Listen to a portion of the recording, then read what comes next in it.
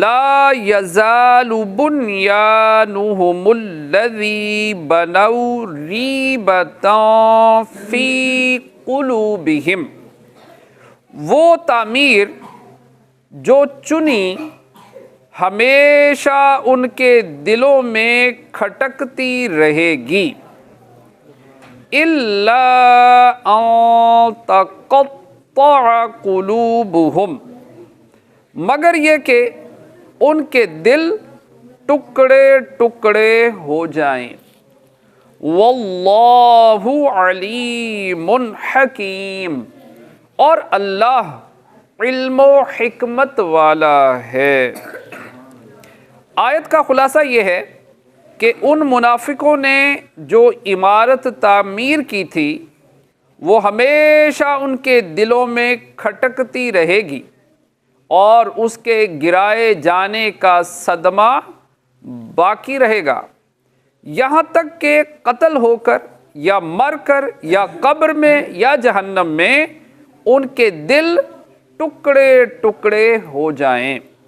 مطلب یہ ہے کہ ان کے دلوں کا غم و غصہ مرتے دم تک باقی رہے گا، اور یہ معنی بھی ہو سکتے ہیں کہ جب تک ان کے دل اپنے قصور کی ندامت اور افسوس سے پارا پارا نہ ہوں اور وہ اخلاص سے تائب نہ ہوں، اس وقت تک وہ اسی رنج و غم میں رہیں گے۔ اس آیت سے معلوم ہوا کہ اعمال کے معاملے میں عقائد کا درست ہونا اور باطن کا صاف ہونا بنیاد کی حیثیت رکھتا ہے، اور جس طرح پانی پر کوئی عمارت قائم نہیں رہ سکتی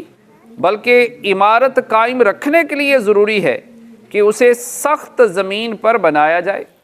اسی طرح اعمال کے قائم رہنے کے لیے ضروری ہے کہ ان کی بنیاد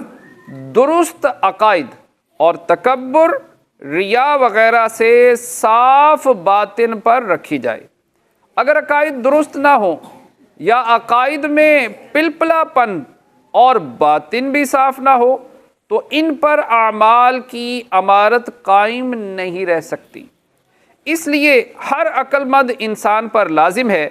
کہ وہ اپنے دین اور اعمال کی بنیاد درست عقائد،